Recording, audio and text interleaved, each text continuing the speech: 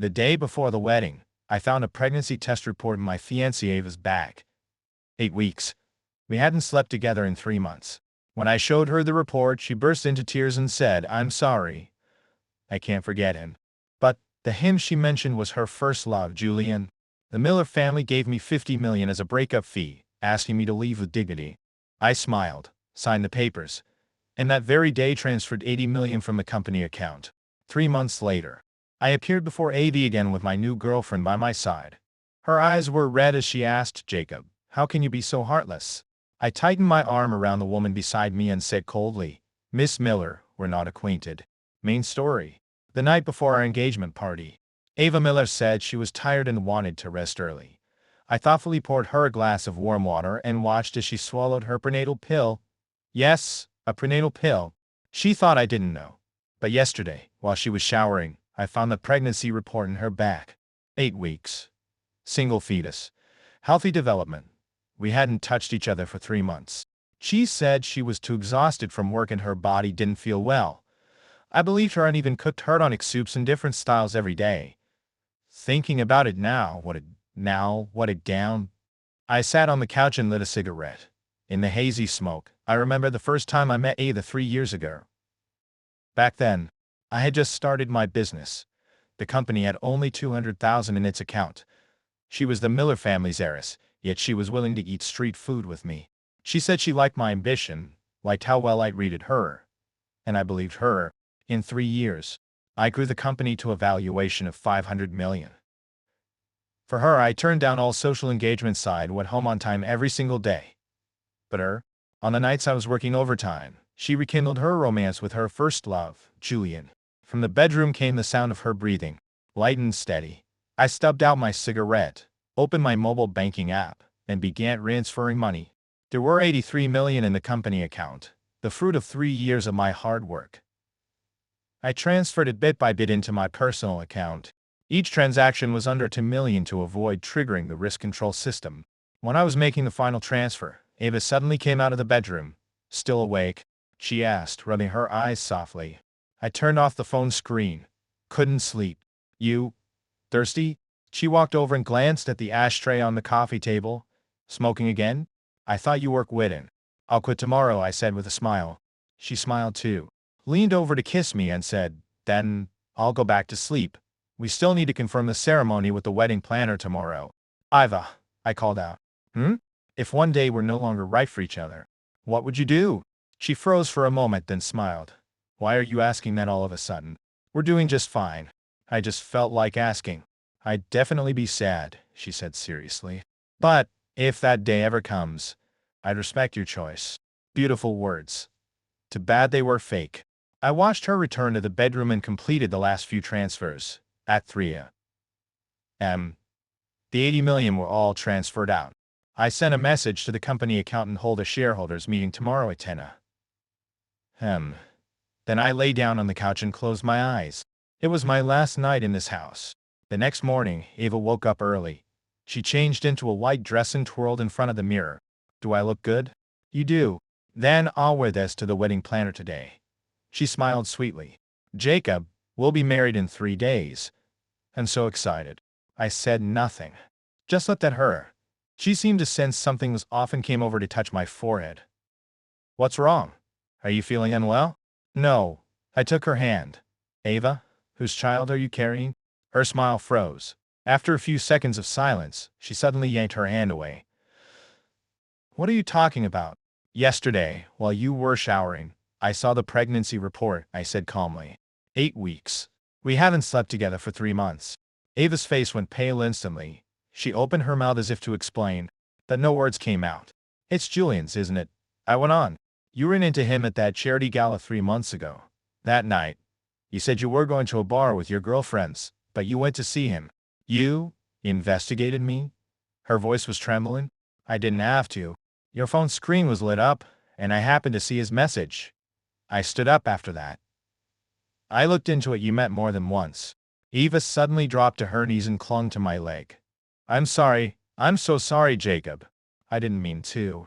"You didn't mean to get pregnant, or you didn't mean to cheat?" "I can't forget him." She sobbed, gasping for air. "I thought I was over him. but the moment I saw him again, I realized I still love him. So you slept with him, got pregnant with his child, and still plan to marry me? No, she lifted her tear-streaked face. I love you. I really do. You just love him more, I finished for her. She didn't deny it. I bent down and gently pried her hands off me. Ava, let's break up. No, she clutched my shirt desperately. Jacob, please. I was wrong. I really know I was wrong. You're not wrong, I said quietly. I'm just not enough. You never loved me, you just used me as a substitute. The doorbell rang. When I opened the door, Ava's father, Arthur, was standing there with 2 bodyguards behind him. Ming, we need to talk, Arthur said coldly. I stepped aside. Please, come in. Arthur entered, glanced at his daughter kneeling on the floor, and sighed. Ava, get up. She stood, crying, and hid behind him. Mr. Ning, Arthur said bluntly, this is Ava's fault. But the wedding is already arranged, the guests invited. Canceling it now would hurt both the Miller family and you. So, I'll give you $50 million as compensation. Arthur took out a check from his briefcase. The wedding goes on as planned. After the baby is born, I'll have it taken care of. You and David can live your lives. I looked at the check and suddenly laughed. Uncle Arthur, do you think I need money? Even if you don't. It's compensation, Arthur said, his tone hardening. Mr. Ning, you know how powerful the Miller family is in this city. If you insist on breaking up, I can't guarantee your company will survive smoothly. A threat. A naked threat. And what if I told you I've already transferred all the company's money? Arthur's expression changed. What do you mean? The $83 million in the company account. It's all in my personal account now. I showed him my phone with the transfer records. I'll take your $50 million though. Jacob. Ava screamed. How dare you? That's company money. The company is mine alone. I said, turning to Arthur. It's right there in the contract. 100% of the shares belong to me. Your Miller family was just an angel investor you cashed out long ago. Arthur's face darkened. You planned this from the start, didn't you? It wasn't planned, I said calmly, taking the check. Just a last-minute decision last night. Uncle Arthur, I'll take this $50 million as compensation for 3 years of emotional damage. You'll regret this. Ava lunged toward me, but the bodyguards held her back. The only thing I regret, I said, looking straight at her, is ever meeting you, Ava. I wish you and Julian happiness. With that, I picked up the suitcase I'd packed the night before and walked out without looking back. Behind me came Ava's heart-aching cries, but I didn't turn around. Outside the apartment building, the sunlight was blinding. I took a deep breath, the suffocating weight in my chest finally lifted. My phone rang. It was Leo, my partner and childhood friend. Did you really empty out the company's account? Yeah. Left $10 million for operations, transfer the rest. What's next? I'm heading south to start a new company, I said, opening the car door. There's a project down the road I've had my eye on for a while. The Miller family won't let this go easily. I know. I started the engine. That's why I have to move faster. When I hung up, I glanced at the rearview mirror. Ava was standing on the balcony, watching me drive away. Her hand rested gently on her belly, as if protecting something. How ironic. She was protecting another man's child, and the 3 years I gave her maybe meant less to her than that unborn baby. Forget it. I pressed down on the accelerator and sped away. This time, I was living for myself. The project in South City went smoother than I expected, with $80 million in my core team. I registered the new company within a month and rented out an entire floor in an office tower. Leo came with me to handle RD, along with a few trusted old employees. Jacob. The Miller family's making moves, Leo said, walking into my office with a tablet. They've reached out to several of our major clients, trying to get them to terminate their contracts. As expected, I signed a document and looked up. What did the client say? 2 already confirmed they'll cancel. 3 others are still hesitating. I leaned back in my chair, rubbing my temples. The Miller family was powerful, but not invincible. Send me the details of those 3 clients. I'll talk to them myself. Got it. Leo hesitated. Jacob, you don't have to push yourself this hard. We have enough cash, we can afford to slow down. No, we can't. I stared out the window. Arthur Miller won't give me any breathing room. I need to stabilize before he shuts every door. For the past month, I'd barely slept. Days spent negotiating with clients, nights drafting proposals, 3 or 4 hours of sleep at most, but I didn't feel tired. If anything, I felt alive. At least I didn't have to think about Avi anymore, didn't have to feel cold every time I remembered her lies. At 8 in the evening, I walked out of a client's office, having just secured a 20 million deal. Standing under the office tower, I lit a cigarette. The nights in South City were quieter than in the north. No dazzling neon lights. Just a few scattered street lamps beneath a sky full of stars. My phone rang. A strange number. Hello? Mr. Ning. This is Scarlett. Scarlett. I'd heard that name before. The founder of the largest venture capital firm in South City. A legend in the investment world. Miss Scarlett, hello. I stubbed out my cigarette. What can I do for you? I've read your project proposal. It's quite interesting, she said, her tone calm and composed. Do you have time to meet? I'd like to discuss an investment. Investment? I hadn't expected anyone to reach out this quickly. Of course, I replied. If you're available, we can meet now. Now works. She gave me an address. Yun Cafe. I'll be on the second floor. After hanging up, I called a cab and headed there. Yun Cafe was a well-known upscale spot in South City, elegantly decorated and exuding quiet luxury. Its patrons were all business elites. I went upstairs and immediately spotted her sitting by the window. She was dressed in a black suit, her long hair tied neatly behind her head, eyes fixed on the documents before her. Miss Scarlett, I approached. She looked up, and for a moment, I was stunned. She was beautiful. Not the fragile, soft kind of beauty Ava had, but sharp, commanding. A beauty that could cut, sword-like eyebrows, starry eyes, crimson lips, and a gaze so sharp it felt like it could pierce right through me. Sit, she said, gesturing to the seat across from her. I sat down, as she pushed a folder toward me. I've studied your project. She began directly. An AI-powered customer service system, strong market potential, solid technical barriers. I'm willing to invest $50 million for a 20% stake. $50 million for 20%? That was an excellent offer. Miss Scarlett, may I ask something? I looked at her. Why me? There are plenty of AI companies in South City, many stronger than mine. Because you ran from North City, she said, taking a sip of coffee, which means you have guts. And the Miller family is trying to block you. That tells me you've touched their interests. I like competitors who make powerful people nervous. She didn't mince words. You're not afraid of offending the Miller family? The Miller family rules North City. But here in the South, she smiled faintly. They're not that powerful. She set down her cup. Mr. Ning, you don't have to answer right now. Take it over. No need. I agree. Her brows lifted slightly. You decided that quickly? Your offer's fair and honestly, I need both capital and connections right now. I extended my hand. Pleasure working with you. She shook it firmly. Pleasure working with you. Her hand was cool. But her grip was strong. Oh, by the way, she said, picking up her bag, there's a business association event the day after tomorrow. Come with me. I'll introduce you to some people. It'll help your company. All right. She turned to leave, then looked back. Mr. Ning, your feud with the Miller family doesn't concern me, but I hope you won't let personal emotions affect your work. I won't, I said seriously. That's all in the past. She studied me for a few seconds, then nodded and left, her heels clicking crisply on the floor. I sat there watching her disappear down the stairs. That woman was strong, but she was also real, not like Ava, who was all lies. When I got back to the office, Leo was still working late. Jacob. How'd it go? It's done. Scarlett is investing $50 million for 20%. Holy shit. Leo jumped up. Scarlett. The investment queen of South City? Yeah. Jacob, you're incredible.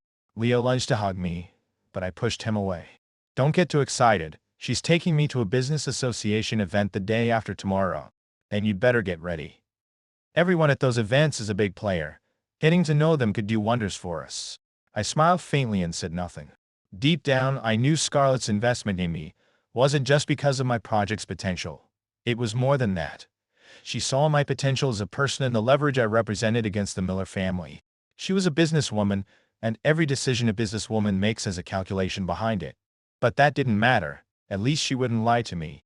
That was enough. That night, back at my rented apartment, I showered and lay down on the bed. When I picked up my phone, I saw dozens of unread messages from Ava. Jacob, I really know I was wrong. Please come back. Okay? I can't live without you. Have mercy on me and the baby. Please. I didn't even finish reading them. I blocked her number directly. Then I opened my social feed and deleted every single photo that had anything to do with her. 3 years of love gone. Just like that. But I didn't regret it, because she was the one who betrayed me first. I turned off my phone and closed my eyes. Tomorrow would be a new day, and I had to keep moving forward. As for Ava, she could stay in the past. The Business Association banquet was held at South City's most luxurious hotel. I arrived 10 minutes early wearing a new suit. Scarlett was already waiting at the entrance. Tonight, she wore a deep wine-red evening gown, her long hair cascading over her shoulders, a completely different look from her usual sharp and professional image. On time, she said, glancing at her watch. Let's go. I followed her into the grand hall. The place was already lively. Men in tailored suits, women in elegant gowns, laughter mingling with the soft sound of jazz. I'll introduce you to a few people, Scarlett said, handing me a glass of champagne. But remember, at events like this, listen more, talk less. Understood. She led me to a middle-aged man. Mr. Jean, long time no see. Scarlett. He smiled broadly and shook her hand. I heard you've invested in another new project. Yes. She turned to me. This is Jacob, founder of the company I just invested in. AI Intelligent Customer Service Systems. Mr. Ning, a pleasure to finally meet you. Mr. Jean extended his hand. I was a little surprised, but I shook it politely. You flatter me. Mr. Jean.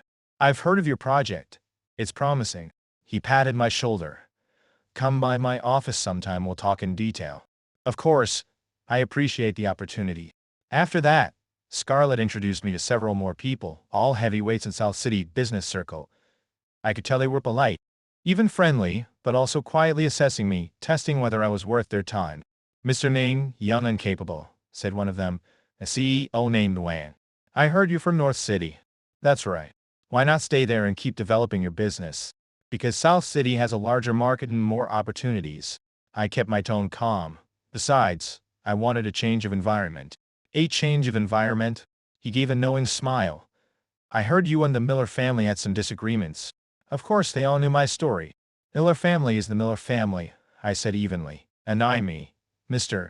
Wang, when I do business, I judge by projects and ability. Nothing else. Cold. He raised his glass. I like that. We clinked glasses and drank. Scarlett didn't say anything beside me, but I knew she was watching.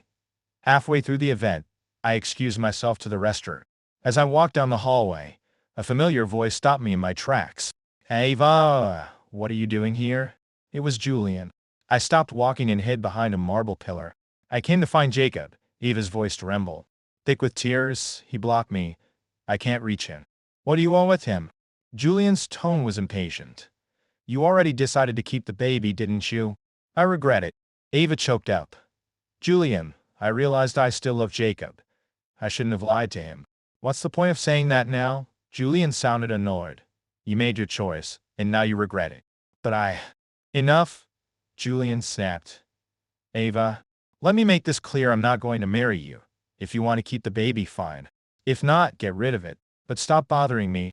What did you say? Ava's voice rose sharply. Julian, this is your child.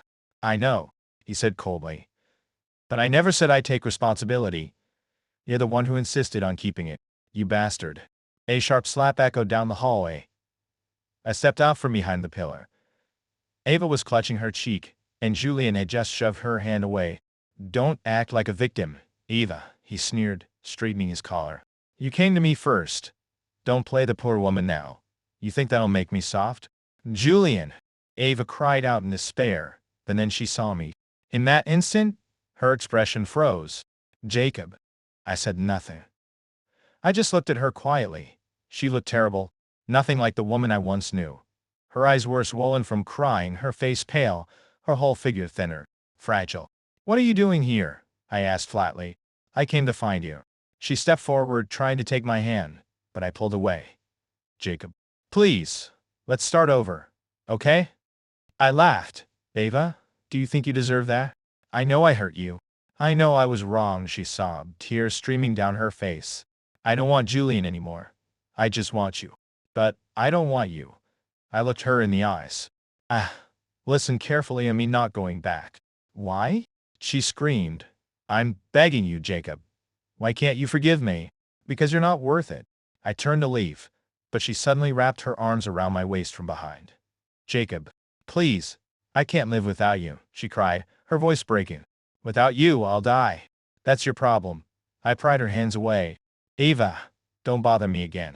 When I walked back into the banquet hall, Scarlett was standing at the entrance, watching me.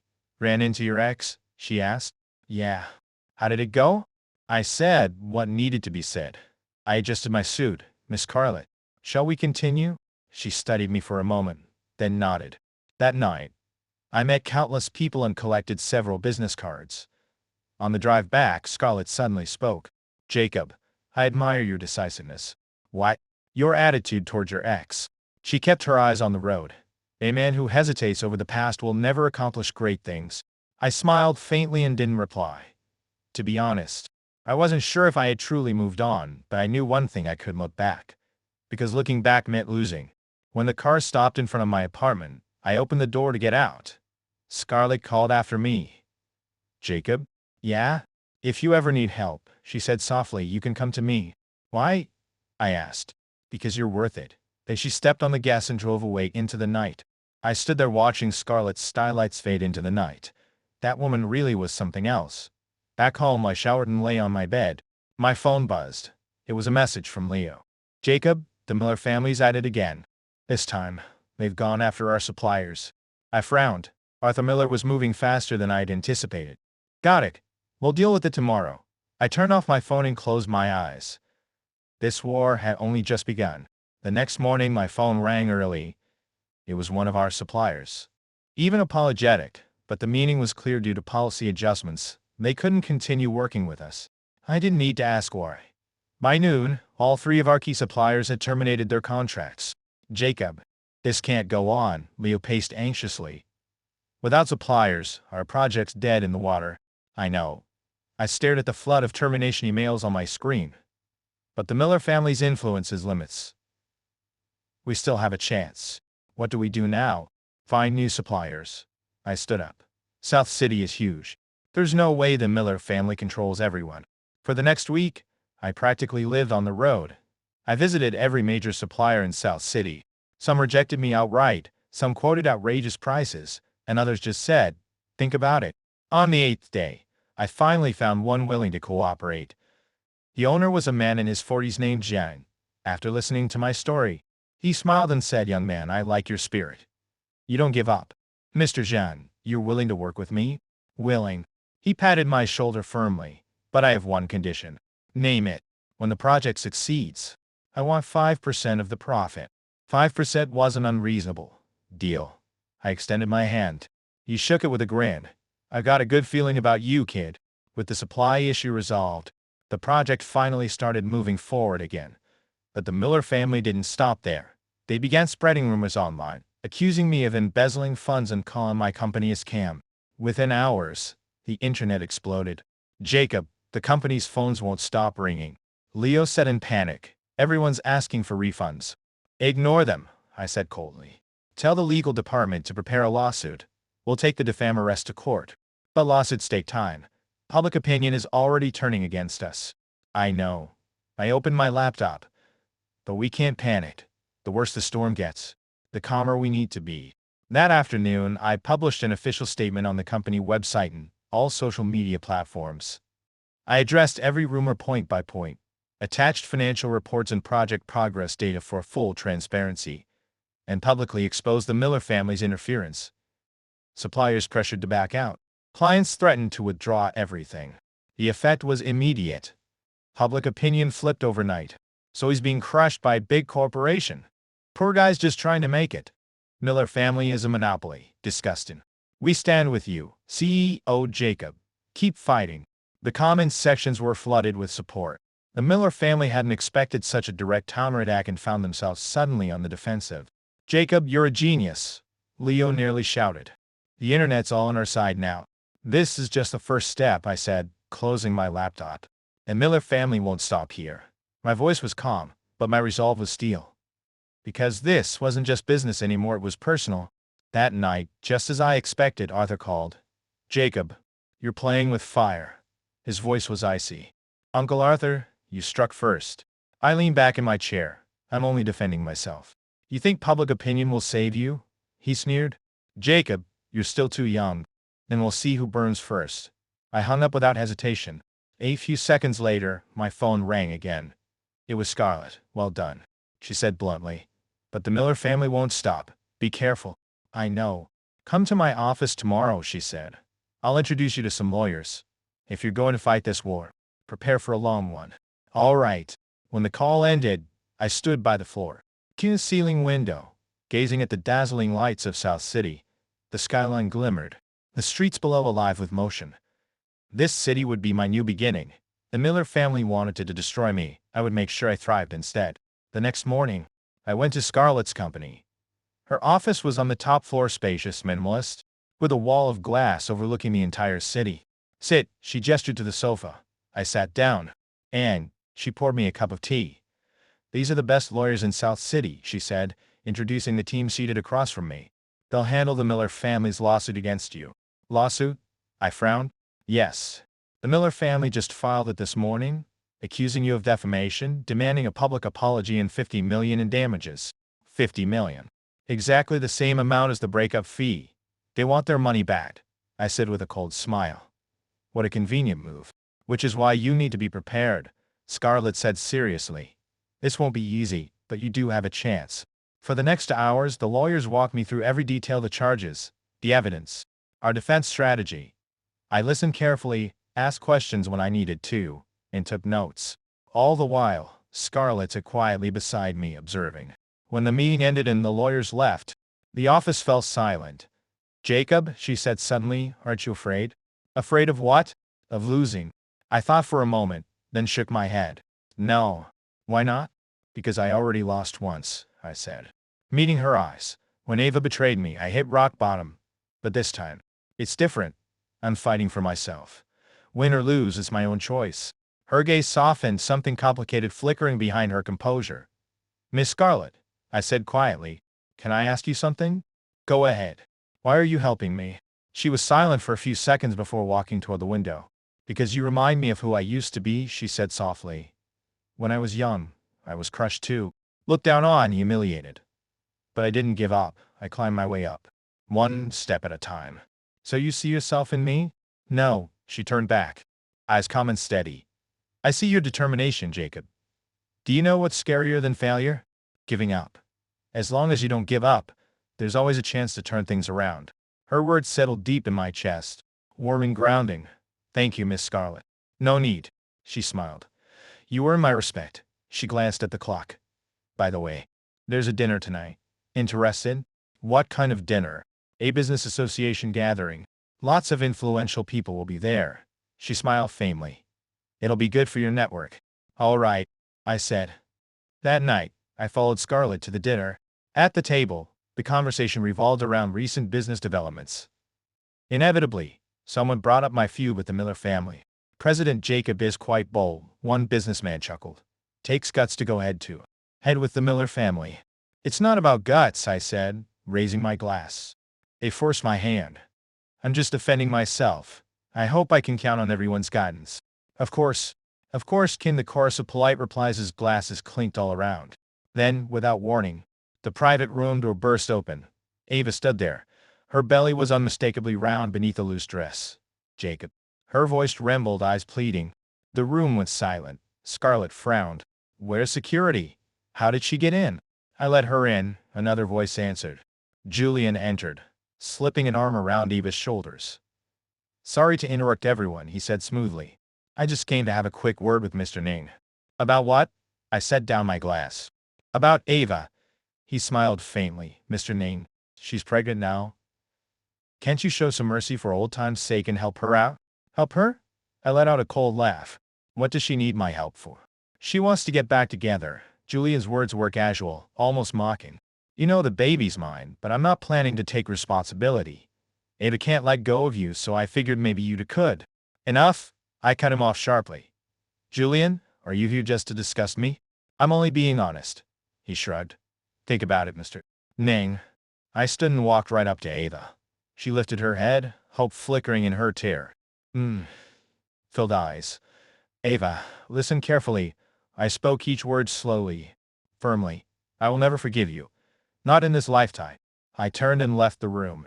Her sobs followed me down the hallway, but I didn't look back. Jacob, wait. Scarlett called, catching up. I stopped. She asked quietly. I'm fine. I took a deep breath. Miss Scarlett, I'd like to be alone for a while. All right. She nodded. Call me if you need anything. I stepped out of the hotel and lit a cigarette. Smoke curled upward as memory swirled through my head. Ava's first smile, the nights we ate street food together. The promises she made to grow old by my side all gone. She destroyed everything with her own hands. And me?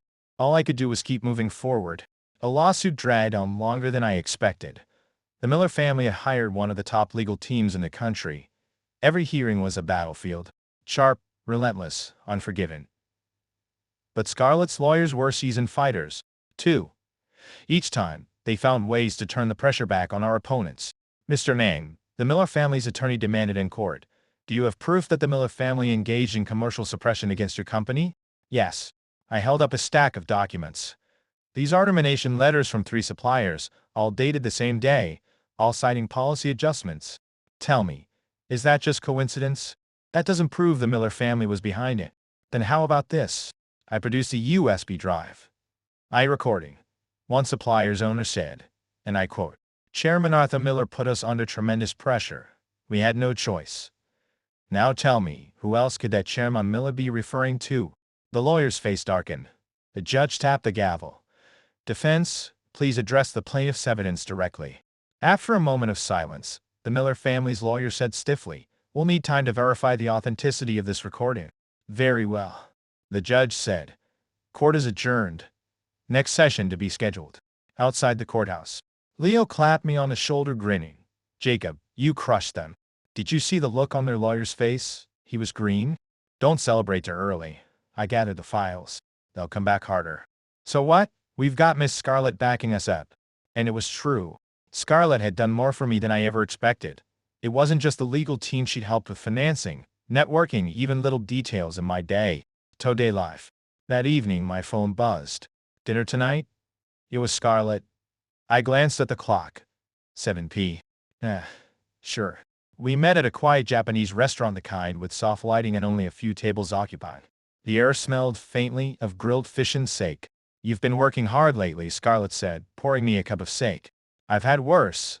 I took the cup honestly. I couldn't have managed this far without your help, Miss Scarlett. Don't call me that, she smiled. Just Scarlett. We're friends now. Are we? I hesitated for a moment, then Scarlett. She nodded approvingly and raised her glass. To friendship. To friendship. A few cups later, the atmosphere softened. Jacob, she said suddenly, can I ask you something personal? Sure. Do you still love Ava? I froze. It was a question I had asked myself countless times but never found an answer to.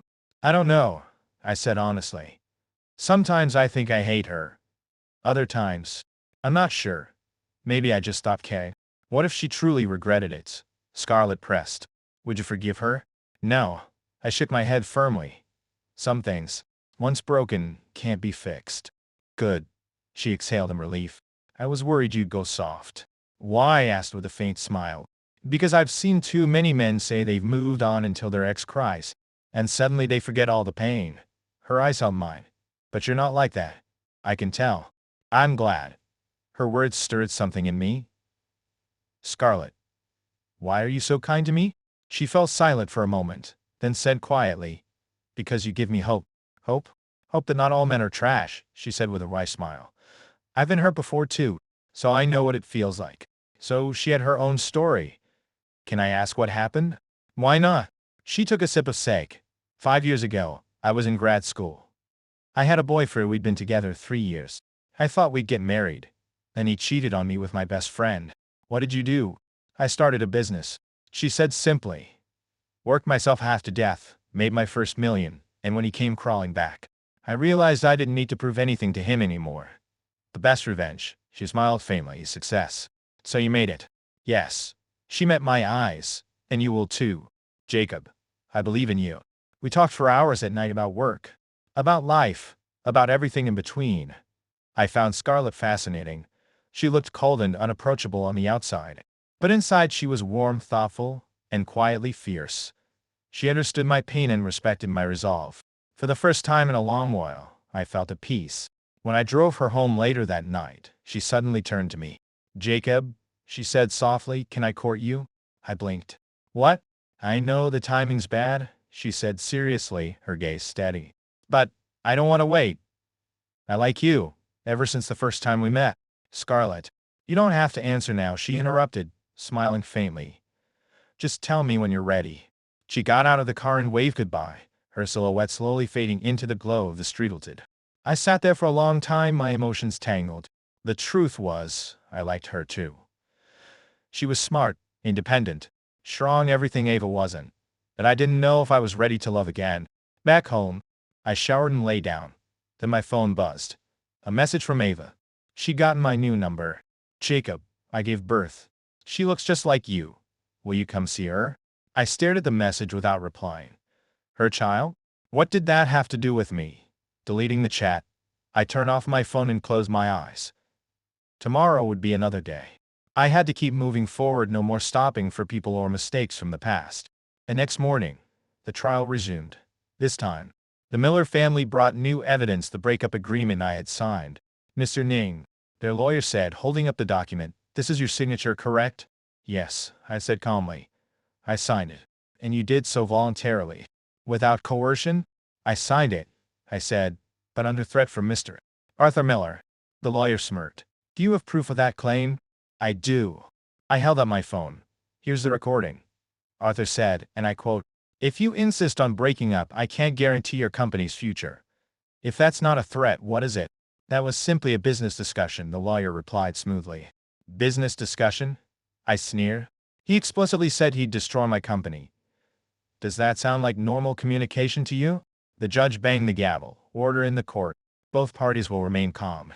The hearing stretched into the afternoon. Finally, the judge announced, "Court adjourned. The verdict will be delivered after deliberation." When I stepped out of the courthouse, I felt the exhaustion hit me all at once.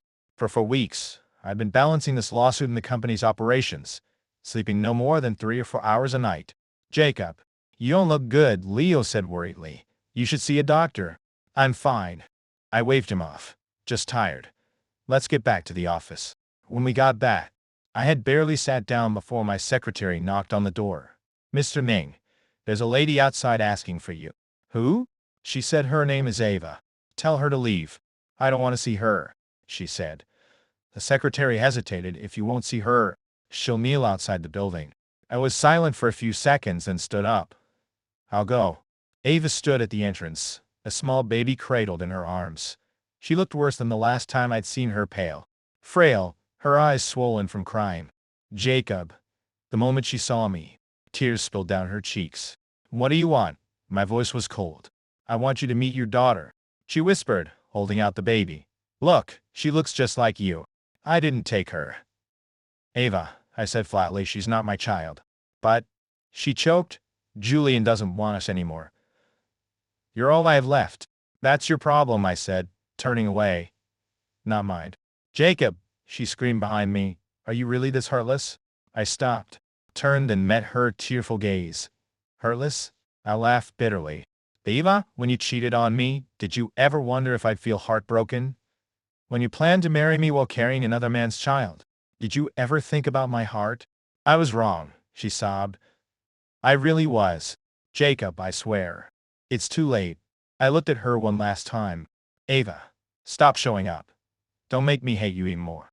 I turned and walked away. Behind me, her wailing filled the street, but I didn't look back. Because I knew the moment I looked back, I'd lose. The verdict was finally out. The court ruled in my favor. The Miller family lost the case. They were ordered to make a public apology and compensate me $10 million for emotional damages. "Jacob, we won." Leo practically jumped out of his seat. I looked down at the judgment papers, feeling nothing. Victory didn't bring joy because no matter how much I won, those 3 lost years were coming back. "Let's go," I said, standing up. "Dinner's on meeting night." That evening, I treated the whole team to a celebration dinner. Everyone was laughing, clinking glasses, talking about the future. Scarlett came too. She raised her glass toward me. "Congratulations, Mr. Nin. A well-earned victory." "Thanks to you," I said. touching my glass to hers. She smiled. Not me, you. You fought for yourself. After dinner, she insisted on driving me home. Halfway there, she suddenly asked, Jacob, have you thought about it? About what? The question I asked before. Her eyes met mine. Can I chase you? I hesitated for a moment, then nodded. You can. For a second she looked stunned. Then her lips curved into a bright, unguarded smile. Took you long enough, she teased softly. I want to try, I said seriously. Scarlett, I can't promise I'll fall in love right away. But I can promise I'll treat this relationship sincerely. That's enough, she said, squeezing my hand. I'll wait until you're ready. That night, I slept peacefully for the first time in months. The next morning, the Miller family posted their public apology. But I knew Arthur wouldn't stop there. And sure enough, just a few days later, my company received a purchase offer. An investment firm wanted to acquire 51% of our shares, offering $10 billion. Jacob, this is huge. Leo's eyes were wide. $10 billion. We'd be financially free. I scanned the documents and smiled coldly. You really think fortune falls from the sky? That firm's backed by the Miller family. What? They're trying to buy control bit by bit, I said. Once they do, they'll push me out. So what do? Reject it. I tossed the offer into the trash. Tell them my company isn't for sale. The Miller family didn't expect me to refuse. They came back with a higher offer. $15 billion. That was far beyond the company's market value. But I turned them down again. And my phone rang. Arthur. Jacob, are you insane? His voice crackled with anger. $15 billion. What more do you want? It's not about money, Uncle Arthur. I said calmly. I didn't build this company to sell it. Then what do you want? I want to prove I can succeed without the Miller family. Silence. Then, a cold laugh. We'll see about that. He hung up. A minute later, a message from Scarlett popped up on my phone. Good job. Don't flinch. I smiled faintly. Never. The days that followed were smoother than ever. Our new product launched to overwhelming demand. Orders came in non-stop. For the first time, I felt like I was truly steering my own future. 3 months later, the company's valuation reached $1 billion. The Miller family, seeing me grow more and more successful, began resorting to other tricks. They hired online trolls to smear my company, claiming our products had quality issues. We immediately released a third-party inspection report, proving that there were no problems whatsoever. At the same time, I instructed the legal department to sue those marketing accounts spreading rumors. Then, the Miller family tried to contact my clients, attempting to poach them away. But my clients trusted me deeply. None of them left. President name. Deeply none of them left. We've enjoyed working with you. No matter what the Miller family offers, we won't leave, one of them told me. I was deeply moved. It meant that all my efforts had not been in vain. 6 months later, our company had firmly established itself in South City, becoming a dark horse in the industry. My relationship with Scarlett was also getting better and better. She was independent, never clingy, but she always showed up when I needed her. Jacob, my parents want to meet you, she suddenly said one day. Meet your parents? I was a bit nervous. Yeah, get ready. She smiled. Don't worry, my parents are easy to get along with. On the day of the meeting, my palms were sweating from nervousness. But Scarlett's parents were indeed very kind and seemed satisfied with me. You're a good young man, full of potential, her father said, patting my shoulder. We're at ease knowing Scarlett's with you, her mother added with a smile. That evening, Scarlett drove me home. See, I told you they're nice, she said proudly. I was just nervous, I admitted with relief. Jacob, she suddenly turned serious. We've been together for a while now. Do you have feelings for me? I looked into her eyes and nodded. Yes. What kind of feelings? The kind that makes me want to walk through life with you, I said, holding her hand. Scarlett, will you be with me? I've been waiting for you to say that, she said with a radiant smile, throwing herself into my arms. In that moment, I suddenly felt that life had hope again. Ava was my past, but Scarlett, she was my future. The next day, Scarlett and I made our relationship public. The business world was in an uproar, full of congratulations. When the Miller family heard the news, Arthur's face was said to have turned dark. As for Ava, when she saw the news, she broke down. She sent me a long message saying she regretted it, that she couldn't live without me. But I didn't read a single line. I deleted it right away.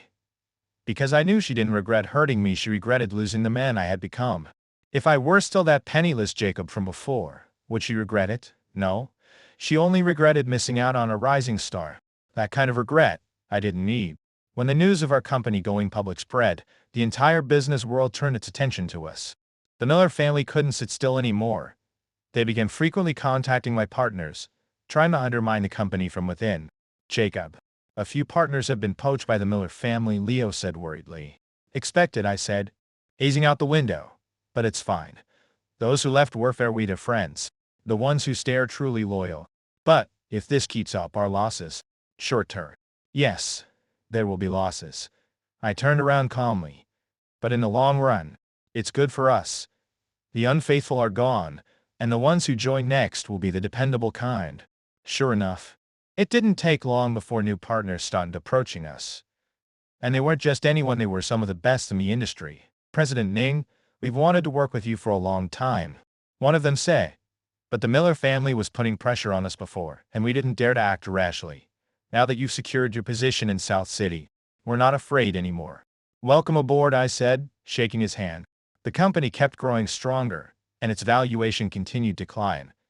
That day, I was in the middle of a meeting when my secretary suddenly knocked on the door. President Ning, someone's here to see you. Who? She says she's Ava's mother. I frowned but still told her to let the woman in. Mrs. Miller walked in, wearing a polite, almost flattering smile. President Ning. It's been a long time. Mrs. Miller, what can I do for you? I asked coldly. It's like this, she said cautiously as she sat down. Ava isn't doing well. The child has no one to look after her. I wanted to ask if you could. Mrs. Miller, I interrupted. Ava and I have nothing to do with each other anymore. I won't get involved in her affairs. But she's truly miserable now. Mrs. Miller's eyes turned red. President Ning, please, for the sake of what you'd once had, help her just this once. What we once had? I gave a cold laugh. It's because of what we once had that I won't help her. President Ning. Mrs. Miller, please leave, I said, standing up. I still have work to do. She wanted to say something more, but, when she saw my expression, she sighed quietly and left. After sending her away, I sat back in my chair and rubbed my temples. How long was Ava planning to keep haunting my life? At night, I had dinner with Scarlett. Ava's mother came to see me today, I said. What did she want? Scarlett put down her chopsticks. She wanted me to help Ava. And what did you say? I refused. I met her eyes. Scarlett, I'm not going to soften up. I know, she said, holding my hand. I trust you. After dinner, we took a walk together. South City at night was beautiful. Gentle, street lights, relaxed pedestrians. Jacob, what do you think our future will be like? Scarlett asked suddenly. It'll be wonderful, I said, wrapping my arm around her. We'll build the company bigger together, then get married, have kids, and live a simple but happy life. Sounds nice. She smiled. So, when are you going to propose to me? Soon, I said seriously. Once the company goes public, I'll propose. Then I'll be waiting. When I got home, I turned on my computer and started handling some work. Suddenly, my phone rang and no number. I picked up. Hello? Jacob, it's me. Ava's voice came through the line. I frowned. How did you get my number again? Jacob, please meet me just once. She sobbed. Only one last time. After that, I promise I'll never bother you again. I paused for a few seconds. Where? Tomorrow at 2 p.m. At the cafe where we had our first date. I hung up the phone, lost in thought. I didn't want to see her. But I knew that unless I made things completely clear, she would never stop haunting me. The next afternoon, I arrived at the cafe on time. Ava was already there, waiting. She looked even more haggard than the last time I saw her, her eyes bloodshot. Her face pale, her body frail and thin. I came, she said, forcing a weak smile. Say it. What do you want from me? I asked bluntly. I just want to ask.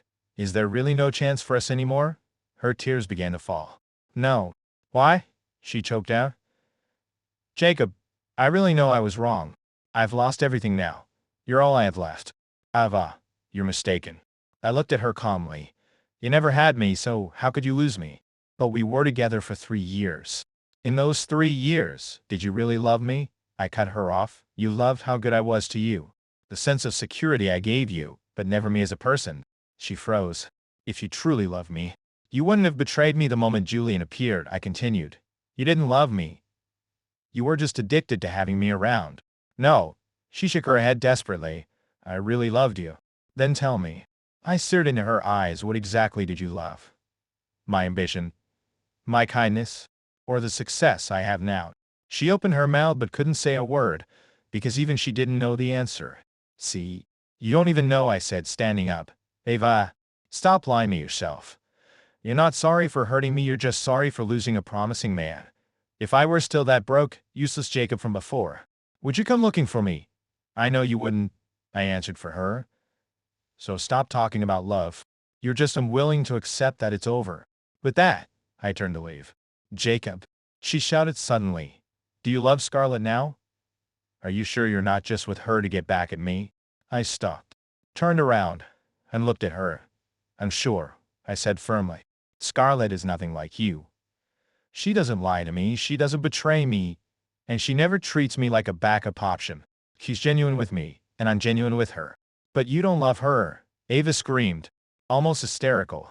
You don't love her. You're just using her as a replacement for me. And even if she is a replacement. So what? I sneered. At least she's 100 times better than you. Without another word, I turned and walked out. The moment I stepped out of the cafe, I took a deep breath. I knew I had truly let go. Ava was my past, my future was Scarlett. At night, I told Scarlett about meeting Ava. What did she say? She asked. She asked if there was still a chance between us, I said. Holding her hand, I told her there wasn't. And what else did she say? She said I didn't love you, that I was only with you to get revenge on her. Scarlett was silent for a few seconds, then quietly asked, Do you love me? I looked into her eyes and said seriously, yes. Since when? I don't know. I thought for a moment, maybe when you helped me for the first time. Maybe when you stood by me through those lawsuits. Or maybe when you stood by me through those lawsuits. I believe in you. And now? She pressed softly. Now, and now, I'm sure I love you. I pulled her into my arms. Scarlett, I know when we first got together, I hadn't completely moved on. But now it's different. Now I'm certain you're the one I love. She held me tightly, her voice trembling. Jacob, I've waited so long to hear you say that. I'm sorry for making you wait. No, I'm willing to wait, she said, looking up at me, eyes shining with emotion. Because you're worth it. That night, we fell asleep in each other's arms. I had a dream. In it, Scarlett and I were getting married. She was in a white wedding dress, smiling so beautifully that it lit up the whole world. When I woke up, sunlight was streaming through the window, and in that warm light, I made a decision. I was going to propose to Scarlett. The company's IPO date was set for 3 months later.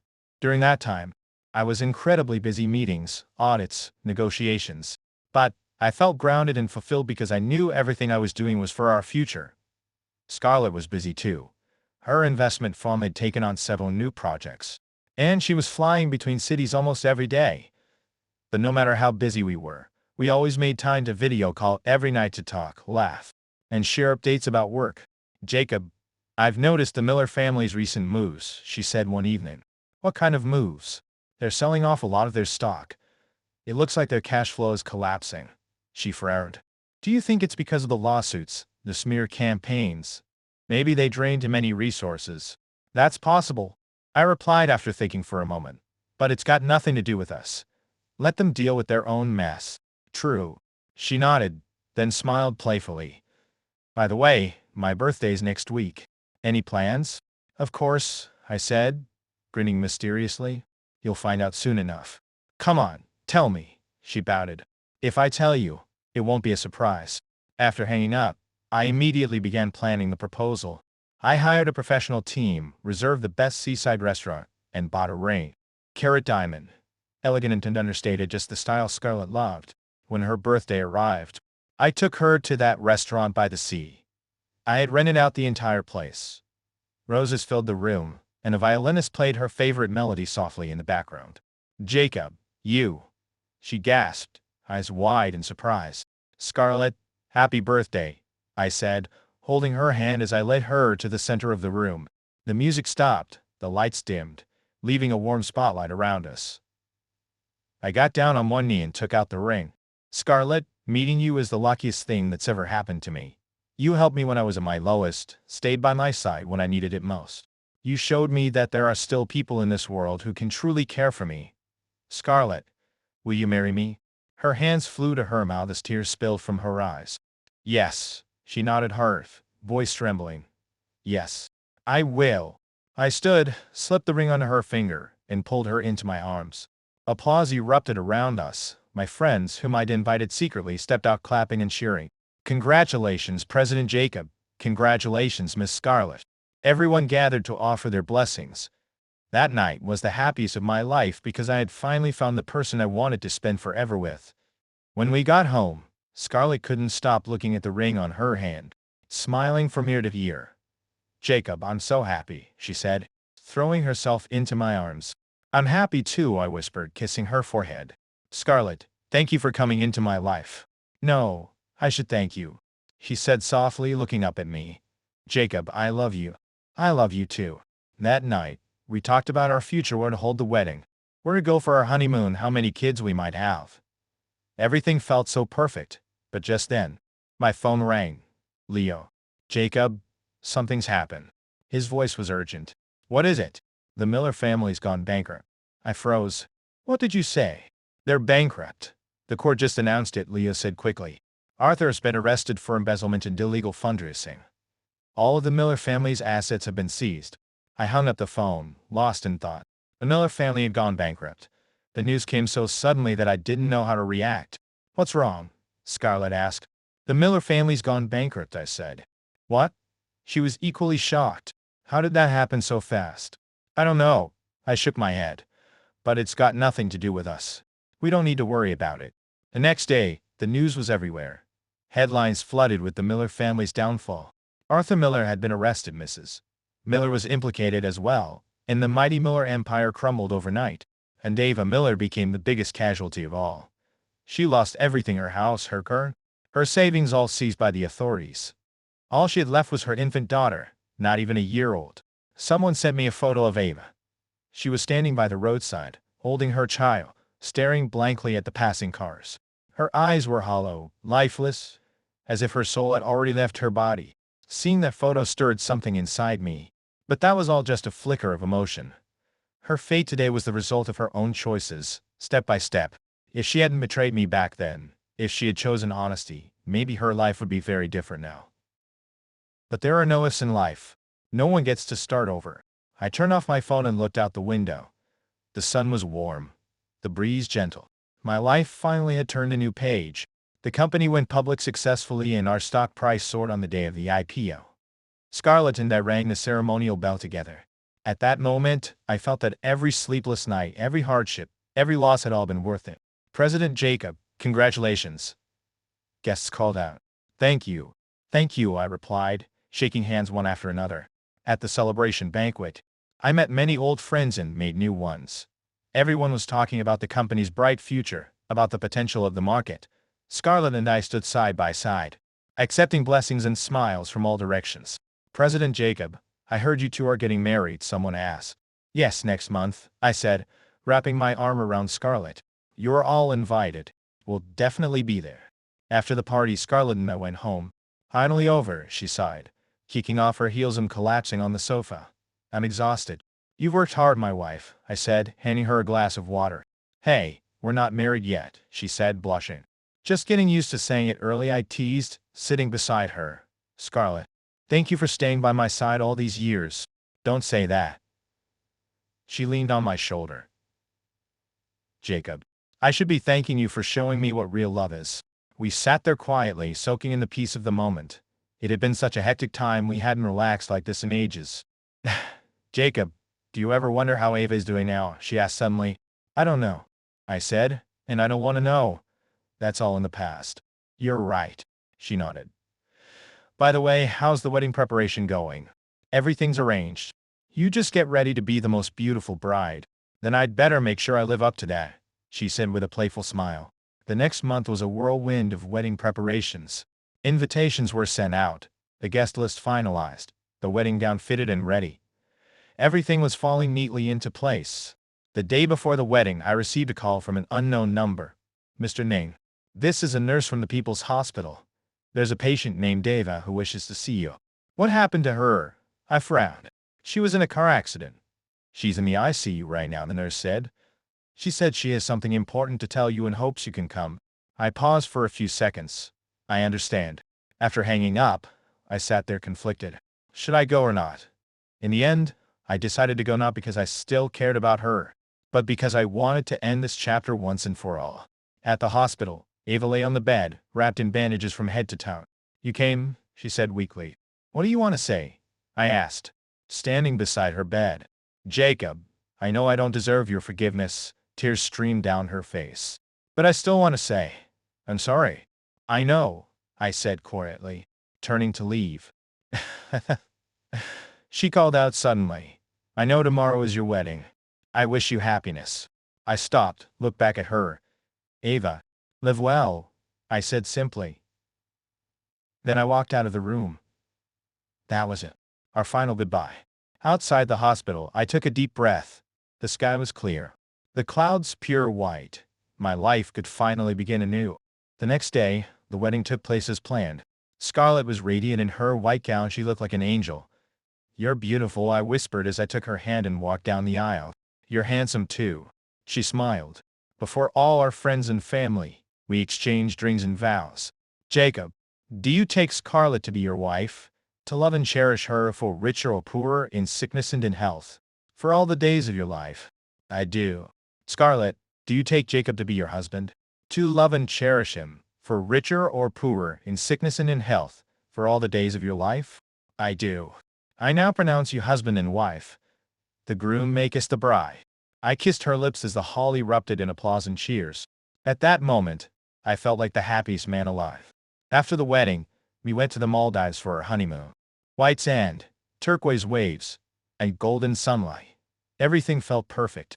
Jacob, are you happy? She asked, lying on a beach chair beside me. Very happy, I said, taking her hand.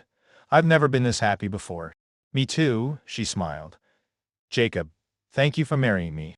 No, thank you for marrying me. We sat quietly watching the waves roll in, enjoying our moment of peace and love.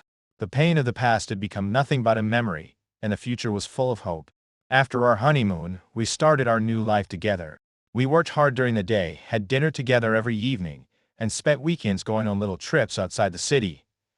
Ordinary, yet full of happiness. Scarlett was pregnant, and we were both overjoyed.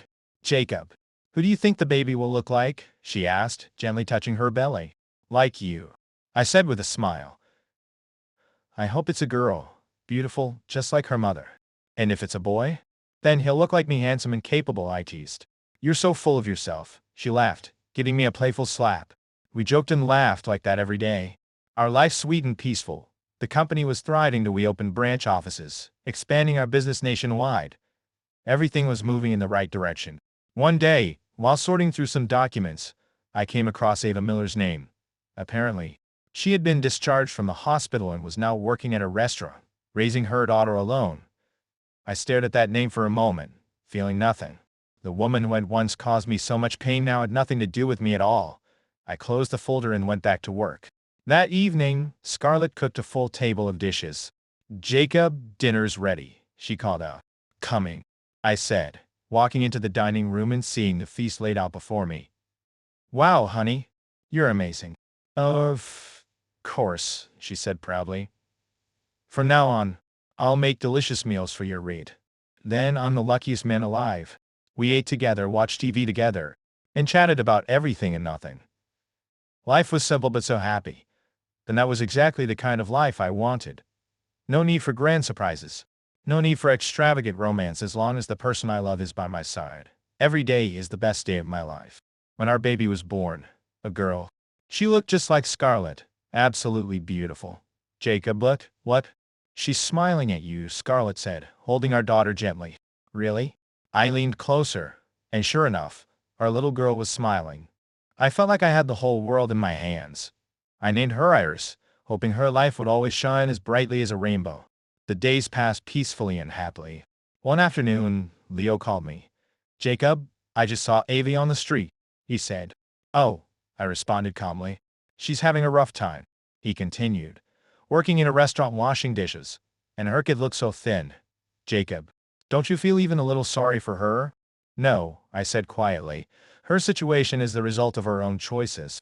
Yeah, I guess you're right, Leo sighed. It's up to you. After I hung up, Scarlett looked up from the sofa. What's wrong? She asked. Nothing, I replied. Leo said he saw Ava. Oh.